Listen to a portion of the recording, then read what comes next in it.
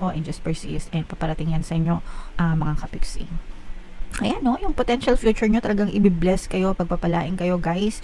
Mamamanifest nyo talaga yung mga bagay na gusto nyo, especially pagdating sa kaperahan. Kaya nga, guys, diba sabi ko sa inyo, huwag kayong susuko, huwag kayong mag-give up, guys, because in the future, talagang i-bless kayo, pagpapalain kayo kung ano man yung gusto nyo i-manifest.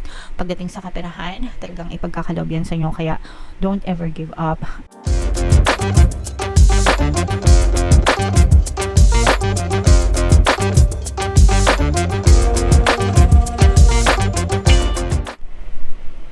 Hello guys, hello Aries, welcome back to Pinay Pixie Tarot. Ang pamagatang episode natin for tonight is Story Mo Ba To? Ito isang timeless reading, mga kapiksi, para sa Aries, Sun, Moon, Rising Sign, and Venus. Sa reading na to, guys, titingnan natin where you are right now, mga potential and challenges nyo, what you need to focus on, your past, present, and future energy, mga suggested approach, and yung potential future ng story na to. So, shuffle natin yung cards, guys. Hanapin natin yung energy ng Aries. Ito, guys. So, Aries, kayo ay na-represent ng Mother of Wands sa ating spread. Comment down below, mga kapiksi, if naka-resonate kayo sa story. So, where you are right now, ito guys, meron kayong inaantay na balita, no, na may kinalaman sa kaperahan, or pwedeng meron kayong inaantay na pera, mga kapiksi. Let's say, for example, baka nag-apply kayo ng loan sa bangko, or nangungutang kayo, or nanghihiram kayo ng pera. Maaari kayong makatanggap ng good news, mga kapiksi.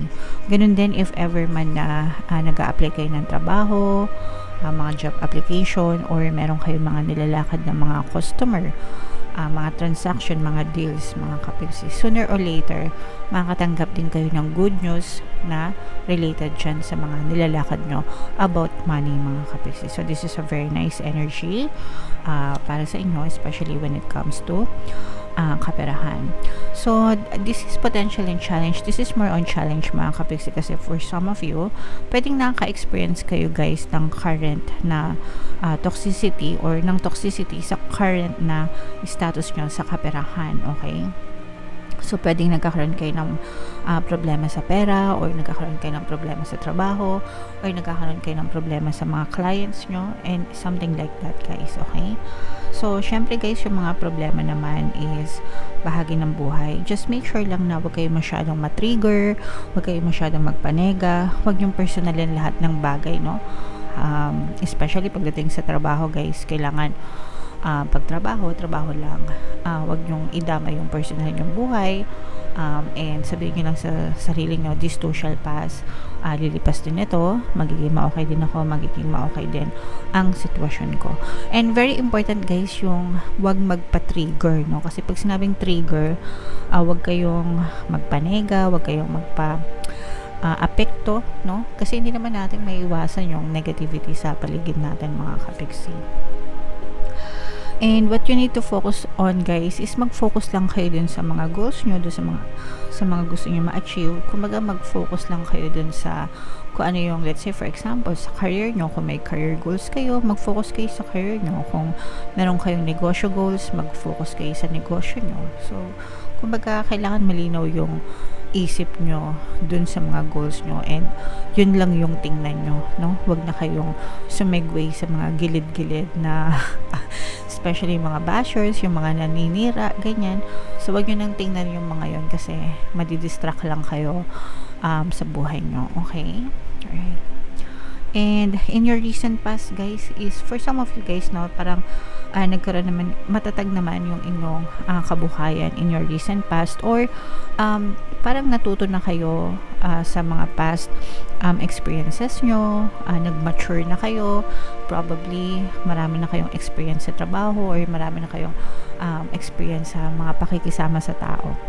And makakatulong yan sa inyo right now, especially sa trabaho, ganyan, para lalo pang, alam yun, para sa inyong growth and development din. And parang madali na kayo nakaka-adjust, marunong na kayo makisama, ganyan. So, parang nagiging flexible na kayo, marunong na kayo mag-adapt, no, sa inyong paligid, guys. So, pwede nyo rin siyang maging strength, mga kapiksi.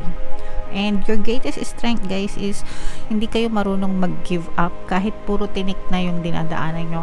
Pag sinabing matinik yung dinadaanan, maraming bubog, maraming problema, maraming challenge, maraming hindrance, maraming balakid, no?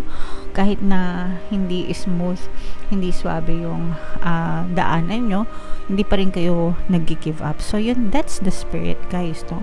That's the spirit na kailangan talaga meron kayo, mga kapiksi, meron tayo para makasurvive tayo sa mga hamon sa buhay. And for some of you, that's one of your greatest strength. So talagang sigurado kapag ganyan, magtatagumpay kayong mga kapiksi. Okay? And ayan, no, in the near future, guys, mamamanifest nyo rin kung ano yung mga gusto nyong i-manifest, especially pagdating sa kaperahan, guys. So mag-focus lang talaga kayo. Pagdating naman sa manifestation, guys, whatever you focus on manifests. Okay? So kung ano yung fino-focus ng attention nyo, mga kapiksi, yun yung palagi nyong doon nyo palaging ituon yung attention nyo, especially pagdating sa kaperahan. So you can say affirmations, yung mga affirmations na palagi ko sinishare dito sa aking channel. Palagi ako may pera, palagi ako nagkakapera, money come to me, I'm the king of abundance, I'm the queen of abundance, no? And pagdating sa manifestation, guys, you can also affirm I'm good at manifesting, ganyan, o kaya I'm a master manifester and I always get what I want, diba? So grabe, pak na pak. Diba? Pag sinabi mong I'm a master manifester, ibig sabihin magaling ka talaga mag-manifest and you always get what you want, no? Everything, as in, lahat yan talaga mapapasayo. So you have to make that assumption, guys, para talagang madali nyo lang mahatak sa buhay nyo yung mga bagay na minamanifest nyo. And yung suggested approach, guys, is huwag kayong matakot na makisama sa ibang tao. Don't be afraid na makihalubilo yung network nyo, palakasin nyo, palaguin nyo. Especially pagdating sa pera, guys, kailangan natin ng pakikisama, di ba? Pakikisama sa trabaho, pakikisama sa negosyo. Kailangan natin ng confidence, i-build yung confidence, yung networking natin, yung socialization natin, di ba? So lahat yan, walang one rule or anything like that. Kailangan it's a mix and match of everything, mga kapiksi, para magtagumpay kayo, especially sa inyong mga money journey, mga kapiksi, financial journey. Okay? So yeah, go out there, make some friends, socialize, network, mga kapiksi. Makakatulong yan sa inyo, guys. And what you need to know, ayan, no, guys, this is a very good news. Ibig sabihin, may good news talaga. Sabi ko nga sa inyo, guys, diba? May good news na darating sa inyo pagdating sa mga inaantay nyong balita when it comes to money, kung ano man yan, trabaho man yan, negosyo man yan, or whatever. Paparating talaga sa inyo yung good news na yan. So, antay-antay lang, guys. Dadating din yan, okay? Alright. And your hopes and fears, mga kapiksi, this is more on hopes, guys, no? Ibig sabihin, ito talagang paparating sa'yo. Ina-attract niya talaga siya, guys. Ibig sabihin, hinihila nyo or kusa siyang dumadating sa inyo, guys, sa tamang panahon. So, just persist. Huwag mag-give up, guys, no? And wala naman sa vocabulary nyo, guys, yung pagsuko talaga. So, huwag kayong susuko and just persist and paparating yan sa inyo, mga kapiksi. Ayan, no, yung potential future nyo talagang i-bless kayo, pagpapalain kayo, guys.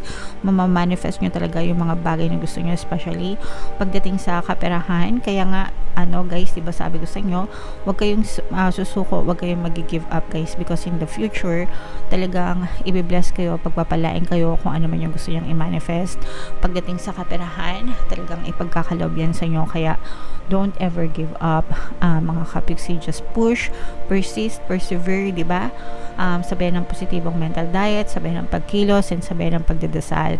Definitely, ibibigay din sa iyo itong mga blessings na to, mga kapiksi. Okay? So, super nice, super ganda. Yan, i-mind nyo na yan, guys, sa comment section. Mind, manifestation, blessings, kaperahan, grabe, hakutin nyo na, mga kapiksi. Alright, so napakaganda, guys. Comment down below if naka-resonate kayo dyan. Tingnan natin yung additional message for you guys. Gamit itong deck na to, shuffle ko lang habang sinashuffle ko to guys. Panoorin nyo muna yung video natin regarding sa ating paano mag-manifest ng abundance video course. Kapiksi, sawa ka na ba sa mga struggles at hirap sa buhay mo? Masipag ka ba at masikap sa buhay ngunit hindi ka pa rin umaasenso? Ilang beses ka na bang nag-attempt mag-negosyo at mag-invest pero palagi ka pa rin nalulugi? Sa pagkakataon na ito ay maaaring may subconscious beliefs ka na nagiging balakid sa iyong pag-unlad at pagyaman. Introducing, paano mag-manifest ng abundance video course.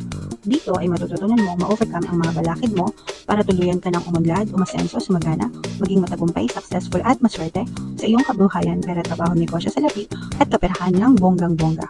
Dali, mag-send na ng email sa pinoypixitaro@gmail.com at simulan na ang iyong pagyaman ngayon. Alright, so sa lahat ng gusto mag-avail ng course guys, good news, meron tayong holiday promo, Christmas promo para sa inyo ngayong December. Una, magbibigay tayo ng 15% discount sa lahat na mag-avail ng course. Plus, meron pa kayong free 3-in-1 pampaswerte subliminal sa pampaswerte sa buhay, sa pera at sa love life worth 1,500 yung freebie. Kaya i-avail nyo na guys, super ganda, super jump pack ng promo. And meron din tayong course, paano mawala ang third party at magkaroon ng harmonious na relationship. Last promo na natin to for 2024, 20% discount until December 31 na lang guys, kaya mag-avail na kayo. And ito yung additional messages para sa inyo guys. Unang-una, don't be too hard on yourself, no? Itong gentleness, mga kapiksi, huwag nyo masyadong pahirapan yung sarili nyo.